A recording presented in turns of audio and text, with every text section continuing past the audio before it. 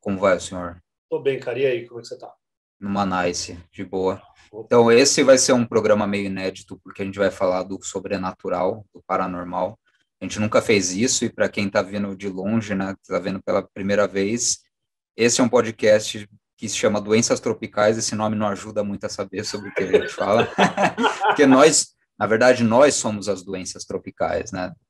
E a perspectiva do programa, na verdade, é mais historiográfica, mais filosófica, a gente fala de literatura, eventualmente. Então, se você é interessado pela figura de Saint-Germain, de um ponto de vista do paranormal, do misticismo, talvez você não vá gostar muito do que a gente vai falar, porque Ou para a vai, gente, né? ou vai. A gente vai dar um monte de informação histórica, porque a gente pesquisou coisas sobre o Saint-Germain em várias línguas e pensou também, né, na difusão dele aqui no Brasil. A gente vai falar de teosofia, de New Age, de misticismo em geral hoje em dia, né? E da mentalidade por trás disso. E até antes, né? Até antes, começamos do iluminismo, né? Que é uma área que nos interessa muito historicamente, mas saiba então que é uma perspectiva aqui um pouco cética, científica e não mística, esotérica. Mas o Saint-Germain é uma figura que ficou muito famosa já desde a época em que ele viveu. Ele não foi um fenômeno tardio.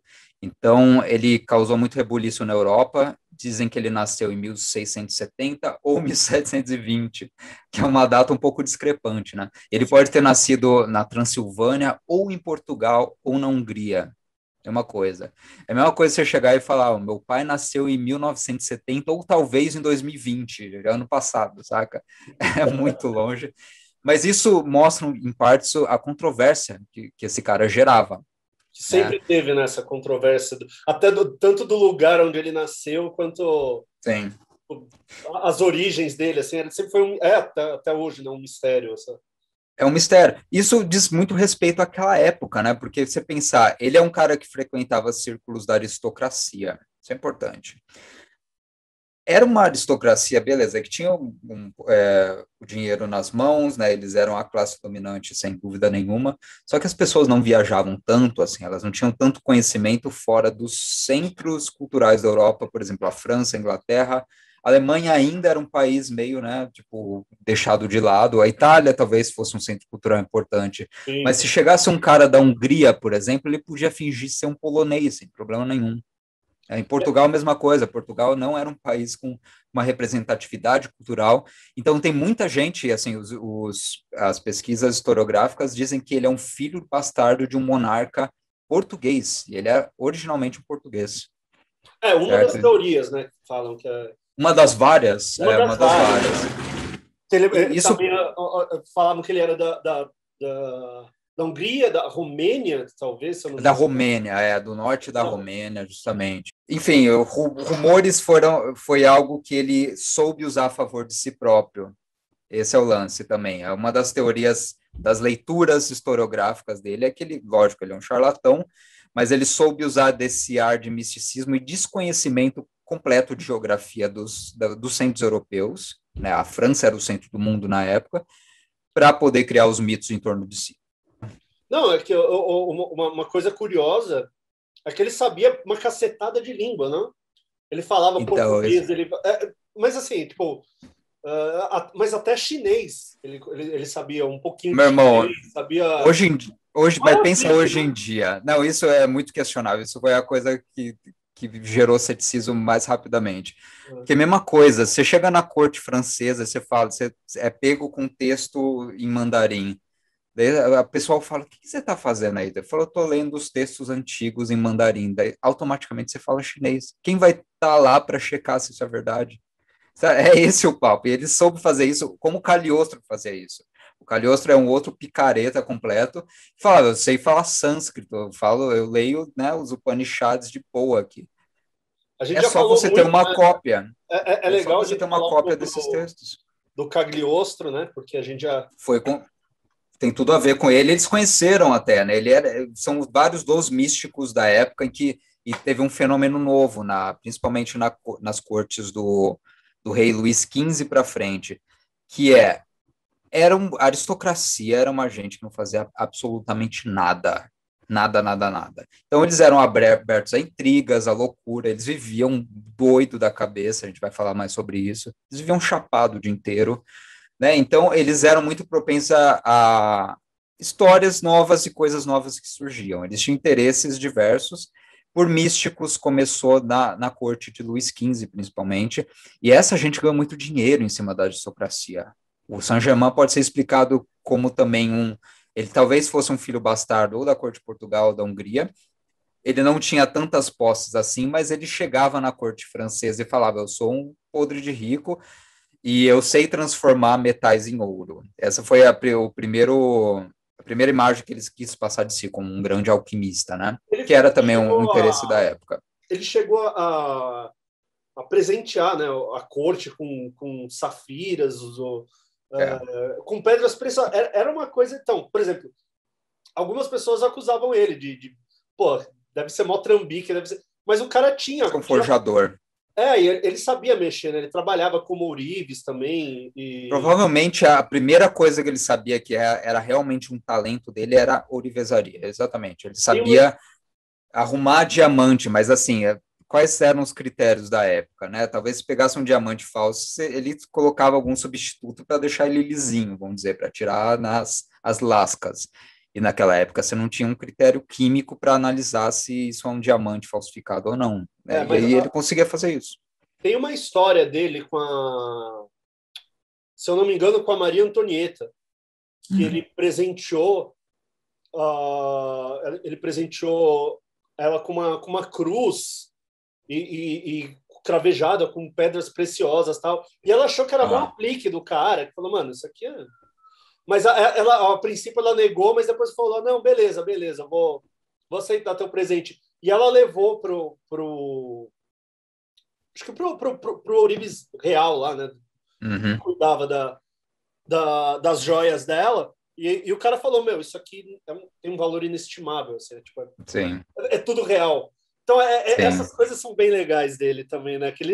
Ele devia ser muito bom nisso, muito bom no que ele fazia, e ele era muito bom como violinista também. Ele tinha vários talentos assim que interessam também a vida da corte. Essa coisa das línguas, eu sou mais cético, pelo que eu vi de registro, ele falava português, espanhol, ele falava francês com sotaque, ele falava alemão pessimamente, ele falava inglês mal, e ele inventava que ele sabia sânscrito, grego e árabe. Mandarim, árabe, etc. Mas, novamente, quem tinha na corte francesa para checar a veracidade disso, né? Mas ele soube, né? Ele era um grande conversador também. Isso era importante em qualquer meio de corte, você saber conversar com gente bêbada e bêbado, mais bêbado que eles. Ele sabia fazer isso. Hoje em dia a gente tem várias pessoas que fazem isso também. Bom da retórica, né? Ele tem... Retórica, ele era bom nisso, sem dúvida. Ele era um chavaqueiro de primeira, tal, né? Tem tudo isso. Sabia chegar e sabia sair. Exato, na hora certa. E outra coisa que marcava muito as pessoas interessadas pelo misticismo é que ele conseguia reencarnar, mantendo a consciência de vidas passadas. E aí é o que virou uma das características importantes dele para o New Age mais tarde, para a teosofia. Eu queria só mostrar um trecho, assim, que são 5 segundos mesmo, coisa bem curta, de um cara que, nos anos 70 do século XX, falou que era uma reencarnação do Saint-Germain, era um francês, inclusive, e ele fala sobre os poderes de alquimia. Então, eu vou passar rapidamente o trecho, tá? Pour ceux qui connaissent cet ordre d'idées, je suis un alchimiste, ou plus exactement, un archimiste. L'alchimie est la transmutation des métaux à l'aide de la pierre philosophale. L'archimie est également la transmutation des métaux sans l'emploi de la pierre. Isso é a reencarnação dele falando. Ou seja, ele tinha esse poder, né, que o pessoal interessado por alquimia se interessa ainda, que o cara transformava até merda de cachorro em ouro, se ele quisesse, né? Ele era detentor da pedra filosofal, né? Ele e o Franel, alguma coisa assim, são as únicas pessoas que alegaram estar em posse da pedra filosofal, né? Fantástico. Isso, né, a gente vê como isso vaza para a fantasia, para o gênero da fantasia. Até o Harry Potter embarcou nessa, né? Pedra filosofal, como ela teve que ser também, ela é uma ideia antiga, claro, mas ela teve que ser divulgada como um artefato mágico e artefatos mágicos milenares existem, né? Ela é um deles, etc. E a alquimia é uma loucura que eu não consigo acompanhar. Acho que uma pessoa do século XXI não consegue entender o apelo que isso tinha. Talvez ela diga a respeito um pouco ao iluminismo e uma época em que você tinha várias coisas muito novas surgindo, várias descobertas científicas de coisas como eletricidade, como campo magnético, como órbitas planetárias, né, estavam surgindo. A gente está falando de forças invisíveis que movem o universo. Está saindo, né, daquele resquício de Idade Média. As ciências estão bombando e realmente elas multiplicam-se descobertas importantes das ciências. A filosofia também, ela está mudando muito essa época. E a gente pensa geralmente o iluminismo como uma época ultra-racionalista, pragmática. Não, cara, tipo, tem esse lado também, que é um lado, assim, de entusiasmo pelas ciências, só que cheia de loucura também sendo divulgada. Né? Porque é justamente essa coisa das forças invisíveis fez um monte de gente se aproveitar, subir nesse bonde e falar qualquer coisa e tentar legitimar cientificamente. Então, tem um jornal da física da França, da Academia Francesa de Ciências, de 1780, que tem um trecho que falava como essa época ela era cheia de sistemas de mundo, eles chamavam. Fala, tem interpretações maluquíssimas de forças que movem a vida, influenciam até o que você vai decidir comer no café da manhã, amanhã cedo. Tipo, teorias do magnetismo animal, hipnose, controle de mente, e que muitas estão sendo levadas a sério. Ele fala, nossa época tem que parar também e criar mecanismos de fiscalização, entre aspas, né, de tentar checar a veracidade das coisas. Então, o balanço disso é que o iluminismo não é a época mais racionalista do mundo, ela é cheia de loucura, e esse lado totalmente místico dele tem que ser considerado também, para a gente entender, né? E outra coisa que tem que ser considerado é que essa época de 1750, mais ou menos, foi um prato cheio para a loucura em função da configuração social daquela época. Os grandes centros, tipo França mesmo, a Alemanha, o Império Romano-Germânico, tinha uma aristocracia que estava, desde o Luís XIV, ela tinha se desmilitarizado. O Luís XIV foi um cara que fez isso virar na França para ele ter o poder só para ele. O que a gente pensa como o absolutismo é justamente essa virada. Você tem um rei que concentra todo o poder para ele e transforma centenas de aristocratas numa gente totalmente inútil. Então, Versalhes, na época do Luís XIV, é justamente isso. Eu vou criar aqui uma cidade ao sul de Paris, vou colonizar ela, entre aspas, fazer um palácio magnífico, com aqueles jardins gigantescos, só que eu quero estar de olho nesse bando de desgraçado o tempo todo, porque eu sei que um tentou me matar naquela ocasião, outro tentou passar a perna no meu pai, então eu vou ter essa gente sob controle e eu vou, assim... Ele criou o balé clássico na época. Ele chamou um cara chamado Lully, da França, de Paris. Ele falou, ó, você vai inventar uma arte nova, filha da puta, eu não quero saber o que você vai fazer, eu vou te dar grana, você vai criar uma forma de espetáculo baseado na dramaturgia antiga, e eu não quero saber se você vai fazer isso. Ele começou a pagar o Molière, grandes, né, comediógrafos, porque teve que se gerar toda uma mídia de entretenimento para esse monte de gente que tinha que ser despolitizada e tinha que perder poder político. O próprio Luís XIV, ele era um dançarino do caralho, né? Ele dançava pra porra. E, assim, o Lully foi um cara importante para a adolescência dele, por isso que depois ele deu uma grana. Tem um filme lindíssimo, aliás, chamado Lully mesmo, de um filme histórico sobre essa passagem.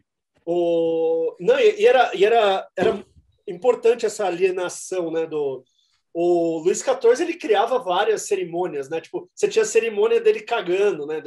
Ele acordava e tinha todo mundo... Assim, e era para manter aquela galera ocupada para não fazer outra coisa mesmo, para ele ter um poder total. Ele criou uma geração inteira disso, foram nascendo os jovens aristocratas, ele começou a criar uma aristocracia tão débil, tão retardada, assim, não fazia nada, que, enfim, foi daí a 2 gerações, foi decapitado pela Revolução Francesa. Ao mesmo tempo. Ele era. Era um estadista do caralho, que ele tinha como bancar essa tipo, ter esse controle total e absoluto, né? Tipo, eu acho que é o maior exemplo do absolutismo. E por isso, né? Tipo, ele conseguia dominar aquele monte de gente ociosa, criava metia um monte de entretenimento, sei lá, cerimônias idiotas e tudo mais, para manter aquela gente ocupada de alguma maneira, para não pensar em política, né? E não se envolver. Ocupada e bebaça. O dia inteiro eles passavam fora de si. Isso é outro dado importante. A quantidade de álcool e outras coisas que às vezes a gente não conhece, né? Que se consumia em Versailles, assim, era absurda. Então, e assim, lembra muito a elite paulistana e carioca, né? Eles viviam doidos. Hoje você tem uma Mari Júnior e a Narcisa. Né? Naquela época você tinha a Madame de Pompadour, você tinha o Luís XV, o Cardeal de Rohan, o Casanova, o Cagliostro e o Saint-Germain. Que se pegou esse né? bonde. Todos se conheciam. Todos se conheciam ali, né? O Cagliostro, o Casanova. Exato. E é interessante, você falou, o Luís XIV, ele conseguia manter isso, porque ele era o cara que tinha o poder e tinha estratégia. O irmão dele, o Felipe também, né, de Orleans, era um puta de estrategista, um puta de um estadista, né? Só que veio uma geração depois, você tem o Luís XV. E que é o Luís XV, o bobo, né, que não fez porcaria nenhuma na vida dele. O único feito dele foi ter bancado um monte de carpinteiros talentosos, o pessoal da marchetaria, para inventar um estilo de móveis. Então, até hoje, se você quiser comprar uma cômoda Louis XV, né, você vai ter que ter muita grana para comprar uma cômoda ao estilo de Luís XV. Compara com o pai dele, né, que criou Versalhes, mudou toda a estratégia política e a configuração política da França, entrou em guerra com metade do mundo, conquistou muita coisa para a França. E compare com o filho do Luís XV, que é o Luís XVI, que me fez o favor de ser decapitado na Revolução Francesa e casar com a Maria Antonieta. Mereceu. Então, não é parte da decadência intergeracional da França se explica também, né, por essa vaidade absurda do Luís XIV, que depois de 2 gerações se reverteu num enfraquecimento muito sério do poder político daquela gente. E também que diz respeito muito a nossas elites, assim, você pensa os grandes industriários, né, os grandes construtores do país, os grandes coroné. Hoje, assim, os filhos deles são um monte de agroboy que também não faz porcaria nenhuma. Então é legal ver a elite decaindo geração em geração, como se quando você cria grandes monopólios, como as gerações posteriores vão caindo, se tornando imbecis e sem poder. Já fugindo, assim, pensando aqui no Brasil, na história dos Matarazzo. Uhum. Cara, em São Paulo tiveram foi uma papel absurdo. Brutal, assim. Os caras, o velho Matarazzo, né, ele tinha o monopólio de tudo aqui em São Paulo. Uhum. E, as gerações depois, tipo, aqui tinha muita grana, né? Agora você só tem que duraria várias gerações, e ainda dura. O Matarazzo hoje em dia vive super bem. Mas né? não tem nem perto do que era o poder de lobby, poder político em geral. Cara, isso tem, assim, cidadezinhas fazem isso. Aqui perto tem alguma... Eu tô no noroeste paranaense, né?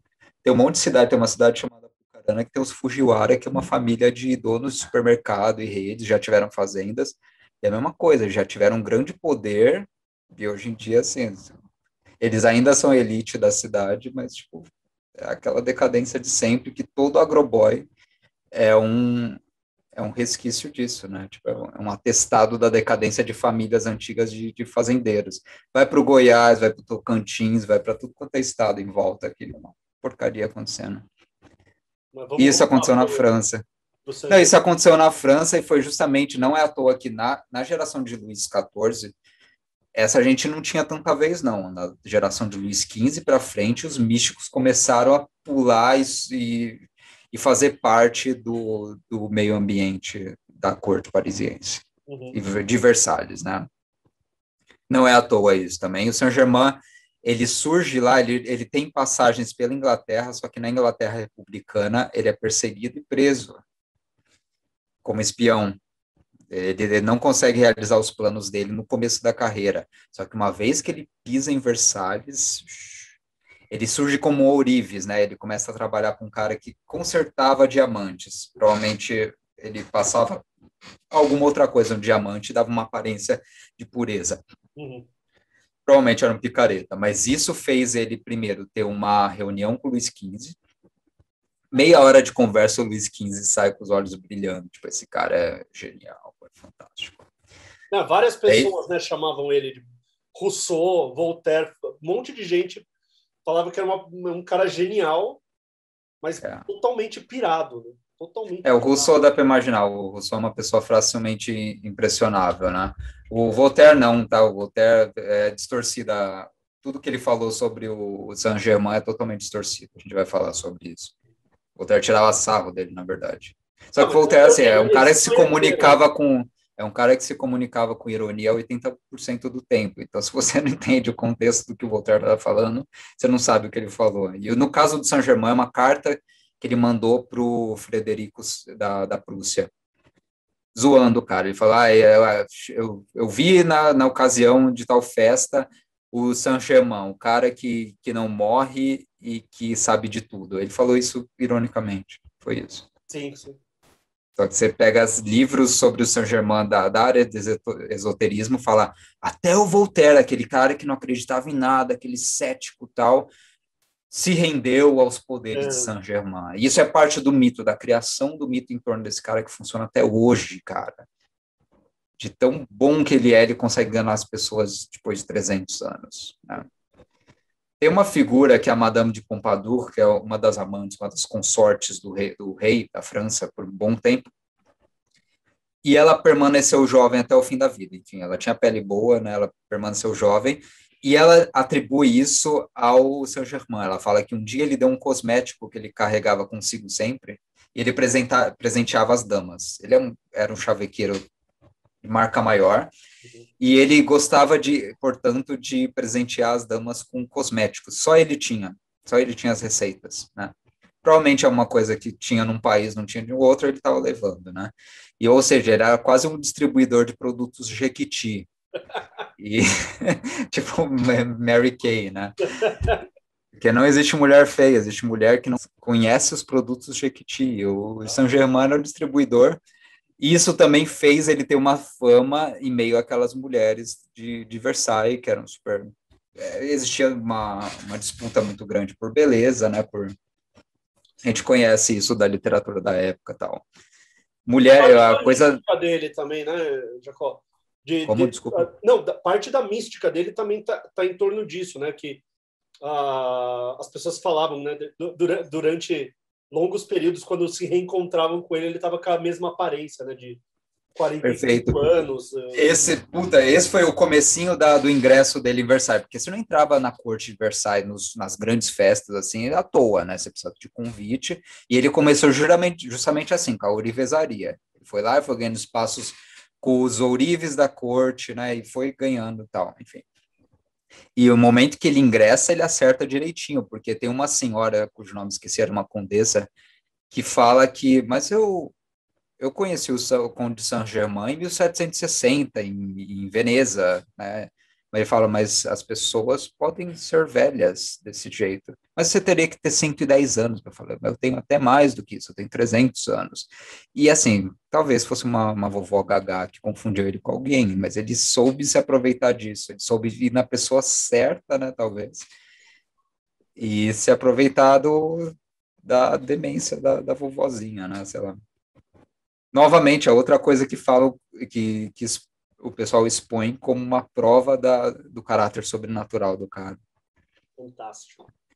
Enfim, nas cortes era um monte de gente de intriga, então a Madame de Pompadour provavelmente foi uma das pessoas que entenderam o rolê dele, falaram, eu vou estar do lado desse cara porque ele vai me beneficiar também.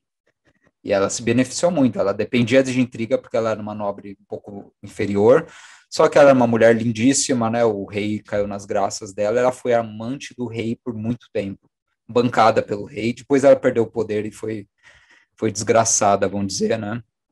Que é ex-amantes do rei, quando a rainha fica sabendo, é perseguida e tem que sair da corte.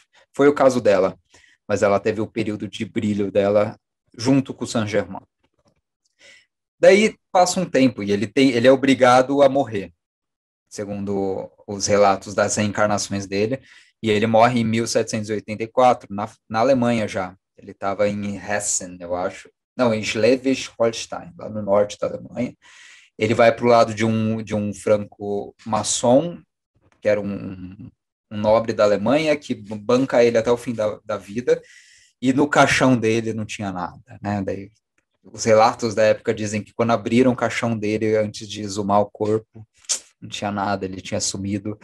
Isso vira, então, pretexto para a vida dele no pós-mortem, né? Tipo, a fama dele no pós-mortem, e principalmente o pessoal da teosofia fumou a pedra filosofal do Saint-Germain e retomou a imagem dele com a Madame Blavatsky, na virada para o século XX, né? Tipo, o que é a teosofia? 1890? 1800 final de 1800. E a Madame Blavatsky era uma imigrante em Nova York, na verdade, só que ela era russa, né? E a teosofia, até onde eu não entendo tanto, eles pegavam filosofia do idealismo alemão e religiões do Oriente que estavam começando a ser descobertas melhor, e cristianismo, né? Um cristianismo mais místico dos russos, a Blavatsky juntavam tudo. Foi para uma cacetada de lugar. E a teosofia é uma grande mistura que, pelo que eu entendo, assim, ela tem um princípio do sincretismo. Então, se você for cristão, ou se você for muçulmano, ou se for budista, você tem pelo menos alguma faceta do conhecimento do divino. E a teosofia, o que ela tenta fazer é juntar as diferentes facetas e obter um grau máximo de contato com o divino e com a divindade dentro do homem. Então, todas as religiões e manifestações espirituais são válidas para eles. Eu não sei se é certo isso que eu falei. Sim. É isso, né? Então, eles vão se aproveitar dessas grandes figuras místicas também e fazer a lenda deles correrem e retirar significados. E o pessoal da teosofia começou a desenvolver a teoria da chama violeta. Aí começa a parte mais legal de tudo isso, né? A chama violeta é uma interpretação de que o Saint-Germain, ele é como se fosse um avatar espiritual, como se fosse um bodhisattva, né, hindu. E ele foi uma das grandes almas que viveram na humanidade. E ele tem um poder que você como praticante da teosofia, pode resgatar nas suas meditações, na sua vida espiritual, certo? Eu estava vendo agora, Jacó, só, tipo, até o Krishnamurti falam que ele foi que ele foi também, né? Ele rompeu depois com a teosofia, mas ele começou e ele era uma da... tanto a encarnação de Cristo quanto a do Saint-Germain. Eu já ouvi uma história... Jogaram na conta dele. Eu já ouvi uma história que eu tenho a lista aqui, que o Saint-Germain, ele foi primeiro o profeta Samuel, do lado do rei Saul, né, o rei doido dos hebreus. Depois tem gente que fala ele foi José, o pai de Jesus, tem gente que ele fala o próprio Jesus, que ele foi um consorte do rei Nero, na Roma Antiga. Ele foi apóstolo Marcos, se eu não me engano. Também um dos evangelistas? Foi um dos evangelistas. Eu acho que é Daí, agora começa o show de horrores. Ele foi Cristóvão Colombo, ele foi um cardeal que participou do Concílio de Trento, ele foi Francis Bacon, ele foi o verdadeiro escritor das peças de Shakespeare, e ele foi alguém que estava lá do lado da Declaração da Independência dos Estados Unidos, provavelmente o John Jay. E ele pode ser você. E é assim que começa o papo, né? Porque o pessoal acredita em reencarnação, mas uma reencarnação consciente. Ele já foi a reencarnação de Bach. De Bach também, olha só. Lembrando que ele era um puta de um musicista também, né? Ele era um grande violinista, mas ele conseguiu, então, ser encarnação de Bach e de Francis Bacon ao mesmo tempo, né? Os dois vivos, mas tudo bem. Tem várias histórias esquisitas. Só que o muito louco disso é que ele conseguiu ser Jesus Cristo e conseguiu ser um estuprador serial chamado Cristóvão Colombo, genocida de merda que é o Cristóvão Colombo, né? E o pessoal acha que não pesquisa direito, não vai atrás de quem era quem, e é contraditório, né, o caráter. Tem várias interpretações de quem ele é, mas em geral no New Age ele é pura bondade, ele é puro amor, e ele é um representante nessa coisa dessa passagem da nova era de Aquário. Ele é uma das grandes almas da Era de Aquário, que é a nova era que vai vir, né? E a chama violeta tem tudo a ver com isso, porque você vai invocar a chama violeta. A chama violeta é uma apagadora de chakras negativos. E eu posso mostrar um vídeo? Claro. Tem só uma descrição aqui da chama violeta, só vou fazer ela rapidamente, que está no Wikipedia do Saint-Germain em português, que é a versão mais mística do Wikipedia inteira. Está em português, tá? A alemã, a inglês, a espanhol, elas estão todas mais voltadas ao aspecto histórico dele. A brasileira... O Brasil adora misticismo, né? Porra, E ela coloca uma versão... Potencialmente ser um português, né? Porra. Em português, os portugueses nosso. gostam disso. Exato. E está escrito assim, na parte chama violeta. Para a sociedade teosófica, Saint-Germain é o mestre ascenso do sétimo raio que emana a chama violeta e que seria a mais poderosa força espiritual atualmente presente no planeta. Uma energia de desobstrução, o fogo sagrado e a luz de intenso brilho que produz a queima dos karmas, que é isso, um apagamento dos karmas das merdas que você fez, né? Atualmente estaríamos entrando na sétima era, a era de Aquários, e Saint-Germain seria o senhor, o mestre e o regente do sétimo raio de luz cósmica, que é o raio violeta da purificação, transformação e liberdade, que atua de forma dinâmica através de sua manifestação como chama. Daí vem, blá, blá, blá, eles continuam. É o Serasa do karma, né? Ele apaga o Serasa das merdas que você fez. E tem um vídeo que eu vou mostrar, que é de uma americana, que lá nos anos 80 ela tinha como se fosse uma congregação de pessoal da New Age, e ela fala que com diligência, se você por 6 meses aplicar direito os rituais, o mantra do Saint-Germain, você consegue apagar o karma de uma vida inteira. Sabe? Pensa tudo que você fez de ruim, tudo que foi acumulando de karma, tudo de experiências negativas que você tem, você apaga ela inteira em 6 meses. Que pechincha do cão. E aqui, só uma continuação. No Brasil, o avatar da Era de Ouro de Aquário tem vários grupos que divulgam seus ensinamentos do Saint-Germain. Entre eles estão a Fraternidade dos Guardiões da Chama, Movimento da Consciência Suprema UNAI e o Núcleo de Desenvolvimento de Terapeutas do Terceiro Milênio Saint-Germain, além da Fraternidade Escolar do Coração Pachamama de Viamão, Rio Grande do Sul, que é aqui perto. Daí tem em Cajamar, eles falam de vários lugares, né, que tem a Grande Fraternidade Branca, que não é um grupo neonazista, é um grupo de adoradores de Saint-Germain. Tem nome de neonazi, né? Ou de cocainômano, né? Sim, que doido. O maluco vem com raio, Fraternidade Branca.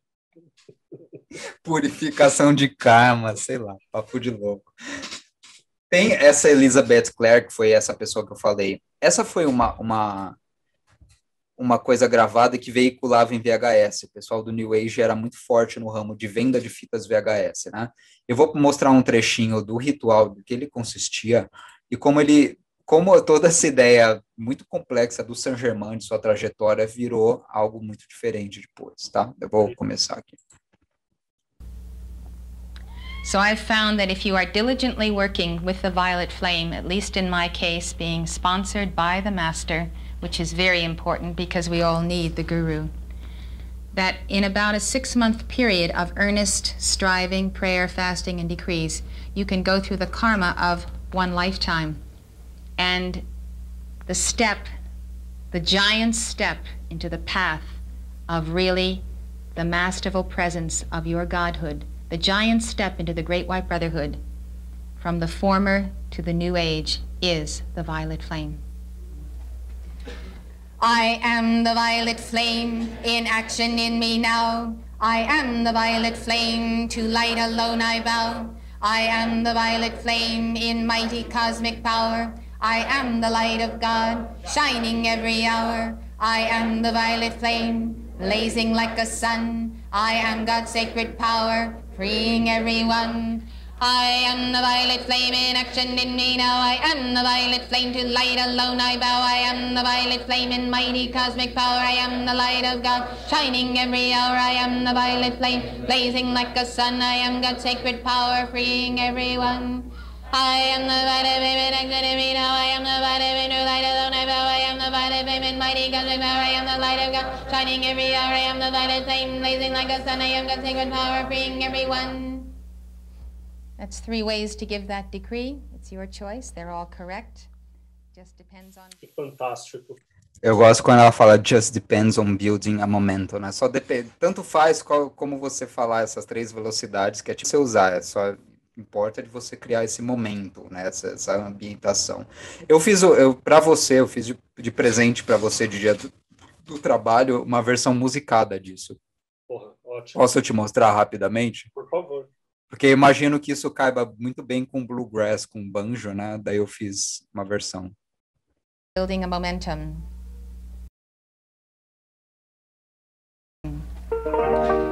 I am the violet flame in action in me now. I am the violet flame, to light alone I vow. I am the violet flame in mighty cosmic power. I am the light of God.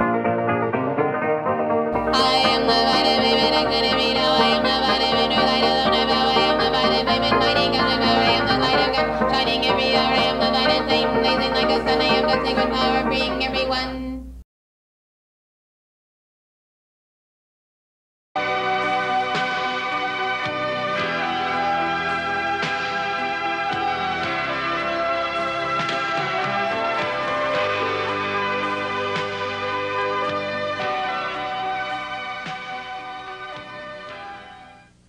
Hello and welcome to Eye on Humanity. I am your host, Leticia Ponce Diaz, sort of your host. Romanda, welcome to your own show here. Well, hi. I don't feel like it's really my show. I'm just kind of a visitor for a few minutes. You are. You're a visitor for a few minutes. You're going to take off in about 5 minutes, right? So we better get to know you before you leave here. Okay. You do what is called a full body manifestation, and Saint Germain speaks through you. Well, Saint Germain enters the body, and my consciousness completely leaves. And I go to a plane that is of another dimension. I begin by centering so that my consciousness can completely leave my body and allow Saint Germain to totally incarnate into it.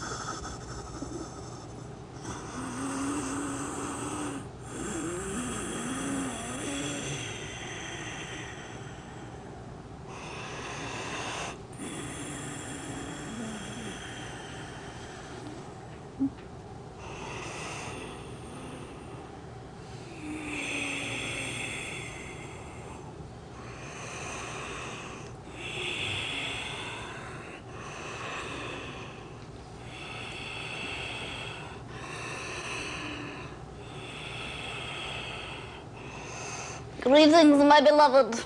Greetings, Saint Germain. How are you this day of the time? I'm doing quite well. How are you? Is there any other way to be but wondrous? Sometimes we forget. Welcome. Indeed, it is my honor. We were talking to the woman, Azina, and we started asking her a little bit about who Saint Germain was, and she gave us several lifetimes and several identities. Can you expand a little bit on who you are? That which you gaze upon is the reflection of yourself. Indeed, I come unto you because I love you, and you have called that which is the essence of the counsel of light upon this plane to allow and love and embrace you back into yourselves. I am your equal. I am your brother. I am your brother. Pleasant tense. Did you hear that? I want to remember that one. Thank you, Saint Germain. Thank you, my beloved. Thank you for allowing us into your homes and into your hearts. A reminder that Eye on Humanity is brought to you by Reflections of Divinity. Let us know what you thought about all of this. Bye-bye. Quem é o público disso também? Porque, assim, nós não somos interessados... Eu sou interessado pelo paranormal para fins de humor, da mesma forma que eu assisto filme de terror, sabe?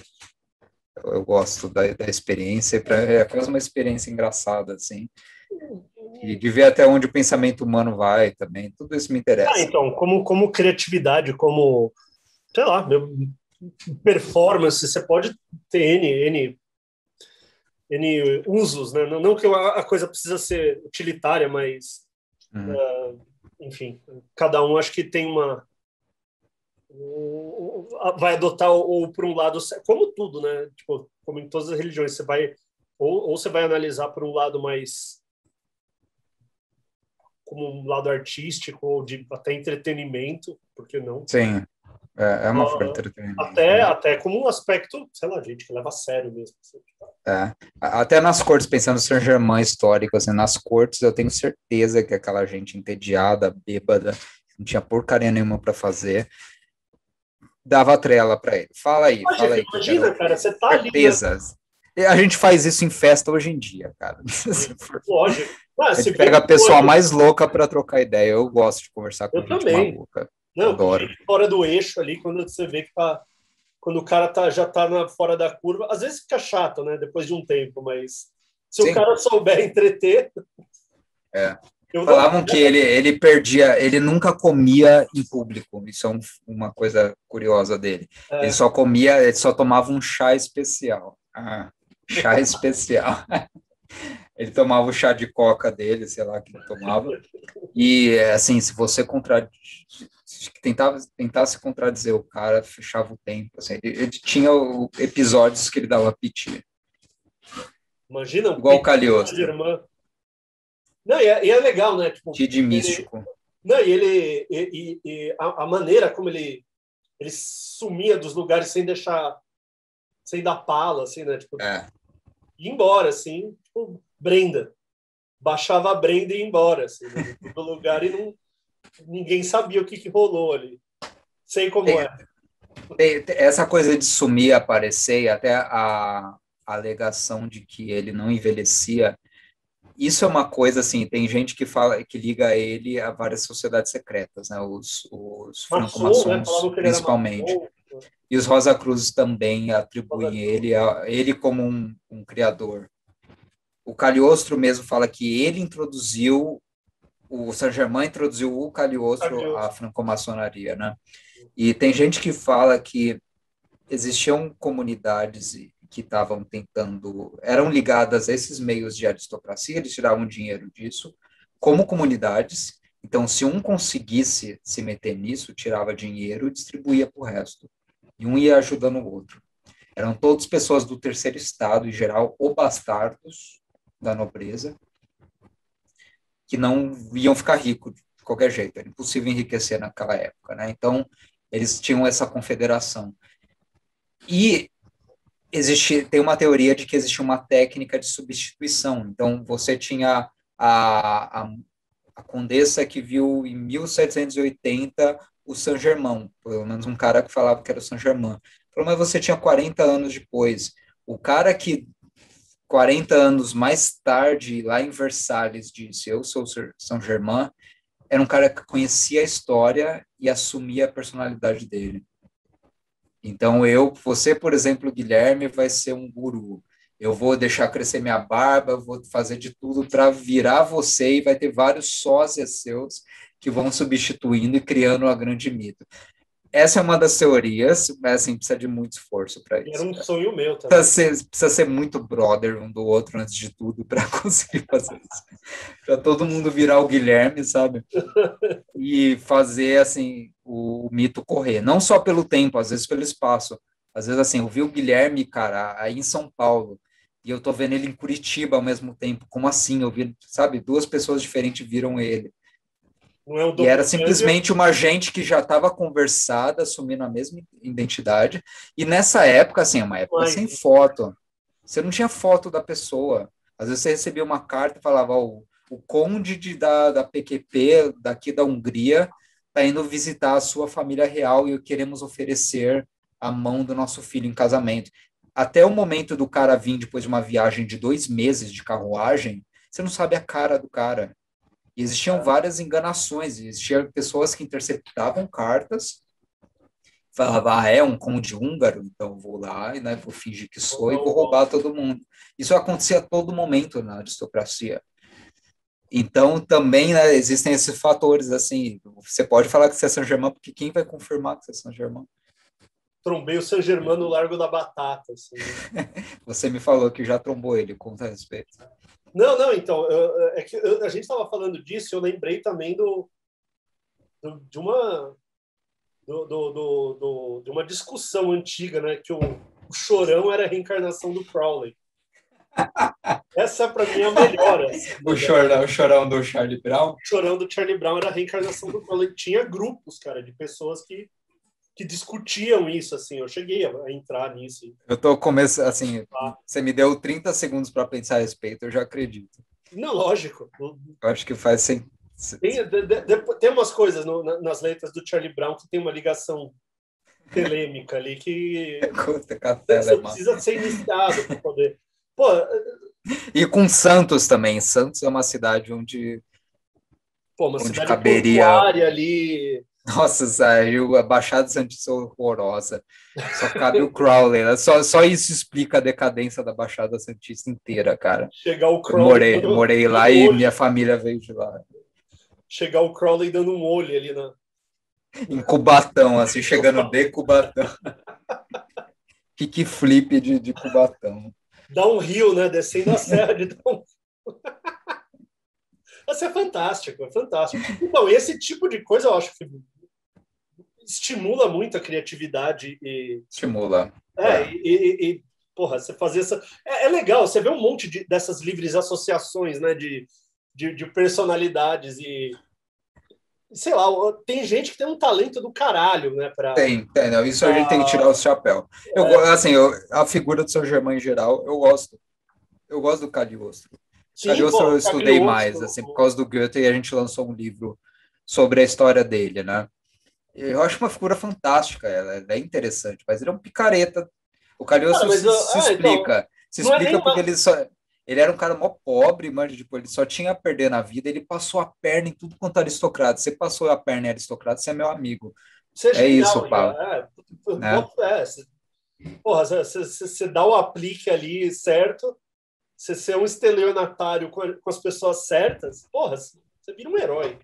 Eu boto fé, o Cagliostro, o Saint-Germain, eu acho fodido. Isso eu já acho uma arte nobre, assim, né? Você conseguir fazer o teu para sobreviver da maneira que você conseguisse. Pô, dá um golpe logo na Madame de Pompadour e vai embora, né? Sim. E faz tua história, vai viver bem dessa maneira. Você tá fazendo um burguês, você tá no caminho certo, assim, né? Isso é muito legal. Tem nos estudos de Cagliostro, tem um cara chamado Andreas Bessler, ou Bassler, esqueci. Ele fala ele é interessado pelo Cagliostro, né? Ele está estudando Goethe, e como Goethe falou sobre o Cagliostro, o Goethe era um total cético, e ele tem uma posição parecida com que a gente está tendo hoje, né? De pensar essa gente e o porquê surge essa gente a partir de dados materiais, né? Como faz sentido que haja gente assim. Primeiro porque você tem uma casta que não faz porcaria nenhuma, e ela está aberta e vulnerável a esse tipo de enganadores, e no fundo eles querem ser enganados, porque a vida deles só sobra isso para eles fazerem, enquanto os outros se esfalfam, né?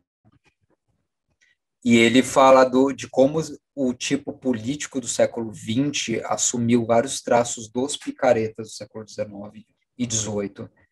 Então ele associa até a Hitler e Mussolini como picaretas políticos, os grandes demagogos, né, daquele começo de século, como eles se usaram de várias técnicas também desses caras. Até o misticismo está presente, por exemplo, no hitlerismo, cara. O Hitler era um místico. O Himmler, principalmente, o Heinrich Himmler. Tem lá o castelo, né, de Ravensburg, que ele fez lá, tipo, no porão. Tem símbolos místicos, né? Tinha aquele... eu lembro até hoje daquele documentário da Sociedade Vril, que passava acho que era no Discovery, no History. Esses canais de TV a cabo. Bem bostinho, assim, mas era engraçado, assim, né? Mas ele tinha uma ligação fodida. A própria teosofia, né? Tipo, o Himmler... Eles liam e pagavam traduções de teorias teosóficas. Fizeram uma expedição, né? Uma famosa expedição ao Tibete, que eles fizeram baseado nos textos da Blavatsky, baseado num monte de a estrutura da SS, que era a polícia particular dos grandes nomes da política alemã, né? O Hitler era envolvido pela SS, é como se fosse uma milícia que estava acima do exército, acima da SA, né, acima do Uma Wehrmacht. polícia política, né, acima do... Uma polícia política, eles só tratavam de coisas assim muito pontuais do governo, ou seja, os campos de concentração eram liderados por membros da SS, sabe, os grandes projetos políticos mesmo, tipo eliminar os judeus, invadir um país, criar contra-inteligência, isso ficava a cargo da SS, né? E toda a estrutura hierárquica da SS é baseada em esoterismo. A formação os símbolos dele, essa coisa de voltar com as runas, ligar a tradição alemã, que não tem nada a ver com a tradição escandinava. Nesse momento da história, eles resgatavam runas, tipo, de criar uma identidade da raça Himmler, ariana. né, principalmente. O Himmler que era o cabeça dessa... Era o místico chefe, vamos dizer, né, que enfiava as ideias na cabeça do Hitler, que tinha uma cabeça muito pequena. Ele tinha uma lenda muito grande que o Hitler era um gênio, era um grande estrategista. Cara, o Hitler era um retardado igual o Bolsonaro. O Hitler era um é o nosso completo. É o Olavo de Carvalho deles, né? Perfeitamente. Essa é a melhor definição possível. O Hitler era um cara com QI baixo, era um cara que não fez nada na vida, era um babaca, mas que, né, estava na hora certa, no lugar certo, mas ele tinha essa gente ultra... O Himmler era tipo o Dallagnol, era o cara que falava no ouvido dele, convencia ele a fazer o que quisesse, e era uma pessoa extremamente mística. Sim, ele criou esse mito do ariano, da raça alemã, a partir de preceitos esotéricos, antes de tudo. Ele ligou com o nórdico, e até esse momento o nórdico e o alemão não tinham muito a ver. O Ossatru, que é aquela religião meio fascista do caralho que tem na Islândia, tem na Suécia. Ossatru. Eles, assim, vários deles renegam ligações aos alemães, não tem porra nenhuma a ver a nossa identidade racial e cultural com os alemães. São duas civilizações totalmente apartadas. Inclusive, os alemães sempre destruíram a Dinamarca, né? Sempre foram inimigos naturais dos Estados do Norte, assim. Mas o Himmler criou toda essa história, que um monte de gente compra, né? Neonazi ainda compra, de que eles tinham primeiro um vínculo com os arianos lá da Índia, e que eles eram nada a ver, né? E isso é parte do racismo esotérico deles, tem a ver com isso. Ou seja, mais uma ideia totalmente teosófica, New Age, que culminou numa barbárie absurda. Então, por isso que essas coisas eu acho tudo, tipo, eu vejo que é muito mais perigoso do que inocente, assim, porque ele pode desencadear, as outras coisas que se desencadeiam a partir disso, eu acho que fica mais sério, né? Tipo, quem compra a brisa de fato, né? Porra, a Blavatsky podia ser mó legal, né? No final das contas, né? Beberrona e tal, mas e a literatura boa, quando ela comenta de literatura, ela só lia coisa legal. Sim. Inclusive o Bellamy, né? Ela gostava de Bellamy. O Bellamy, verdade, ela falou do Bellamy. E... No caso do Brasil, eu acho que isso está longe de ser um perigo. Assim, o problema do Brasil, em parte, nesse aspecto, é o neopentecostalismo, sem dúvida. Tem as mais manifestações racistas, tem mais manifestações violentas e lobby político pesado nessa era. Olha, cara, eu já vi, tipo, agora eu me lembrei aqui envolvendo a galera da Ayahuasca, né, do Santo Daime, blá. É que é foda, não dá para dar nomes aqui, porque tipo, de gente que a gente conhece e tal e tudo mais. Mas, cara, já, tipo, algumas coisas extremamente racistas que essa galera solta sem perceber, assim, sabe? Uma galera que é tipo, natureza, vamos abraçar a terra, bababá. Mas você vai... E eu já fui nisso, né? Já colei nessas. E você via, cara, que era, sabe aquela coisa meio... daqui dá para você entender como uma pessoa entra numa seita. Sabe? Tipo, aquela aceitação, aquela coisa meio... Uma alegria meio forçada, uma coisa meio... tipo, eu tenho que parecer que eu estou em paz, que eu não sei, cara. É um clima muito esquisito. Tipo, eu acho extremamente esquisito. Assim, eu colei nos lugares... Tem agora, né? Tipo, eu vejo muita gente falando dos jovens místicos, né? Os jovens místicos... Galera de hoje em dia, né? Que I am your brother. Porra. natureza, paz, amor e Aham. aplicando uma cacetada de preconceito enraizado culturalmente, assim, né? Tipo, Sim. não percebe O hipster, quando o New Age cruza com o hipsterismo, ele vira isso, que é um monte de moleque de condomínio fechado de cidade grande. querendo encontrar o divino. E tipo, o indígena, às vezes o negro ligado a raízes indígenas também, tipo, quilombola aqui no Brasil, nos Estados Unidos, tipo, o pessoal de Nova Orleans, ele tem um estatuto diferente, ele é mais mágico, ele é menos cultural e mais espiritual, mais natural do que eu. Você Isso, assim, a mitifica, pessoa né? quando está falando isso, ela já está colocando uma barreira. Você vai mitificar essas pessoas, né? Exato. Tipo, e foi legal, né? Tipo, a maioria da galera que eu conheço, assim, que vai em cerimônias da ayahuasca, bababá, enfim, cada um tem seus motivos, mas os que eu participei, os que eu vi, os que eu fui, cara, era elite branca, assim, sabe? Uhum.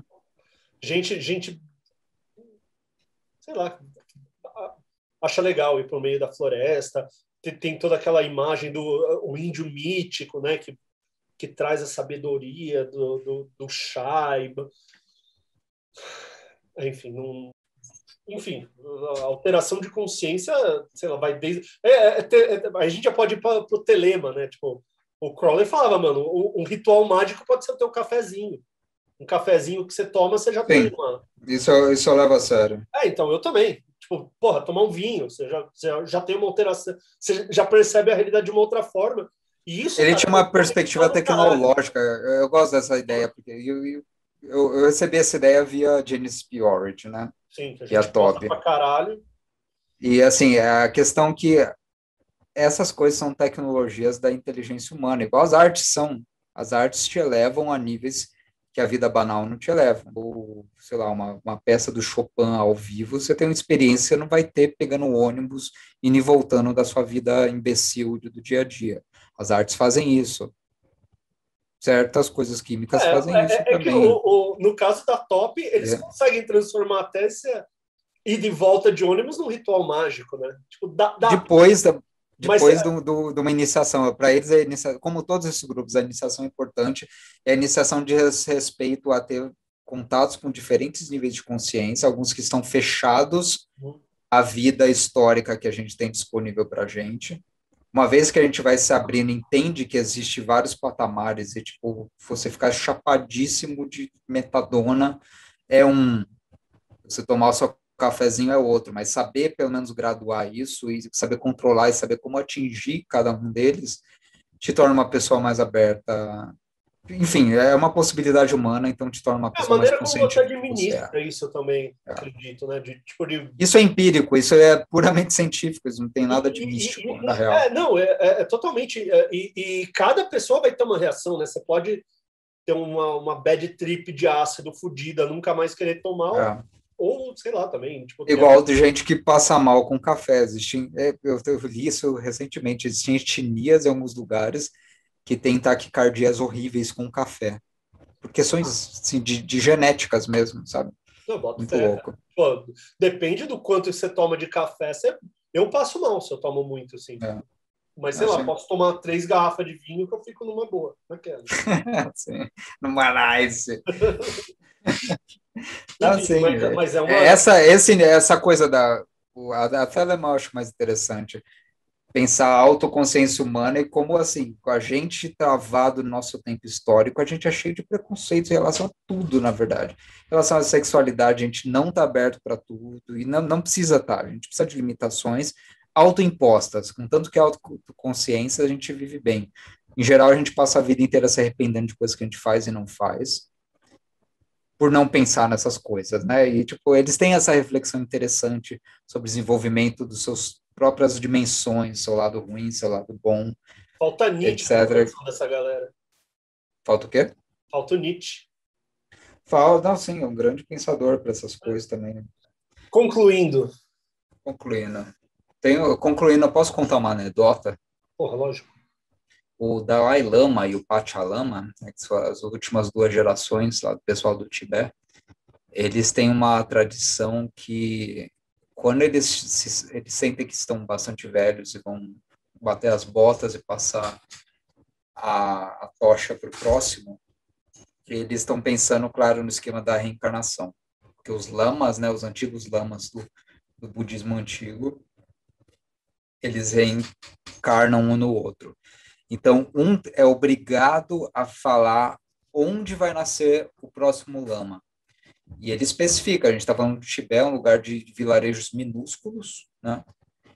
E o Pachalama falou, o próximo lama vai nascer em tal vilarejo, era tipo um vilarejo de, sei lá, 500 habitantes, é uma coisa minúscula. E nasceu o Dalai Lama, e pegaram o Dalai Lama e virou um grande líder, né? Ele tem seu papel político no Tibete também. O Tibete se organiza como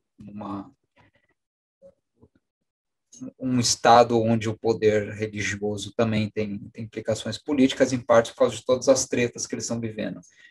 Só que isso é interessante, assim, a gente pode pensar é um negócio mágico, mas isso é uma forma de organização social super inteligente, porque isso força todos os vilarejos a estarem preparados espiritualmente e estarem criando uma casta, né, uma classe de crianças espiritualizadas para assumir o próximo lama.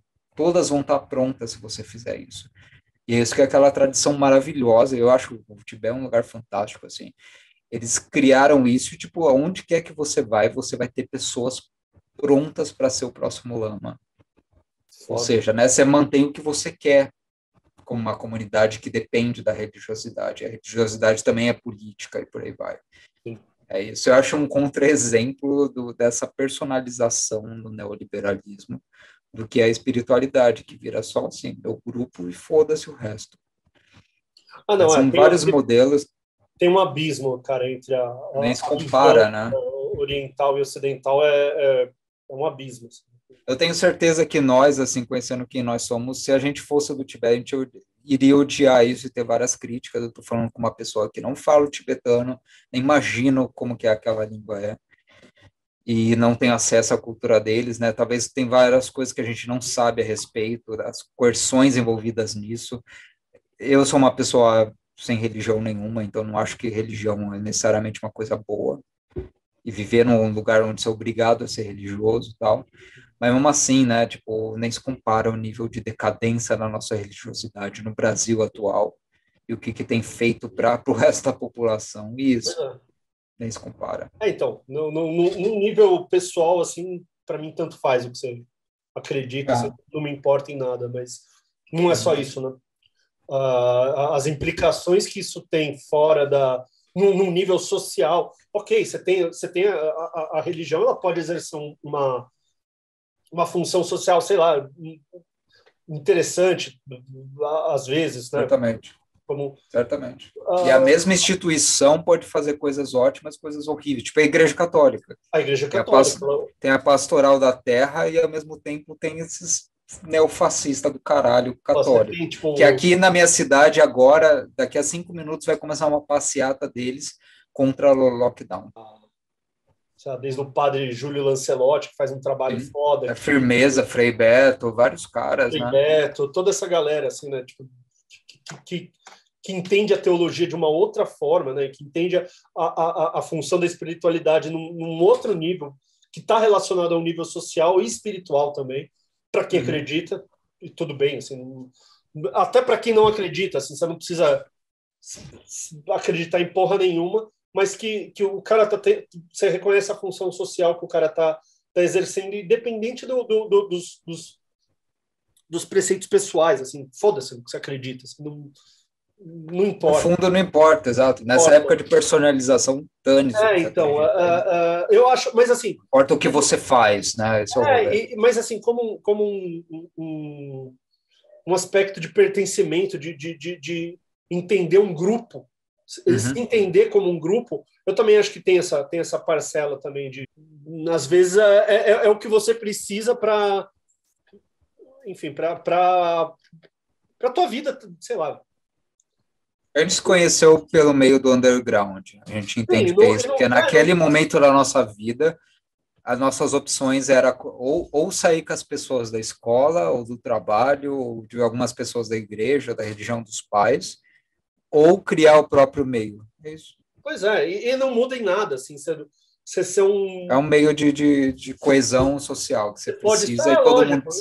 mundo... E lógico, você se identifica com símbolos, com práticas, sim, a gente vai para lugar, o cara vai para a igreja, pô, a gente ia ver um show, ia ver uma é a mesma coisa, assim, tipo, Acho que tem um lance espiritual também em assistir um show, cara. Acho que tem. Eu acho que sim, cara. Tem mantras, tem repetição de frases, tem experiências. Mas não, tem um poder que eu entendo o culto do irmão e da irmã. Eu entendo o poder que isso tem. Também isso. E tudo bem, não tem problema. É isso aí, minha gente. Uma boa tarde para vocês. Esse foi meu amigo Guilherme Henrique, o guru da Praça da Árvore. Filha da puta. E esse sou eu, não guru de lugar nenhum.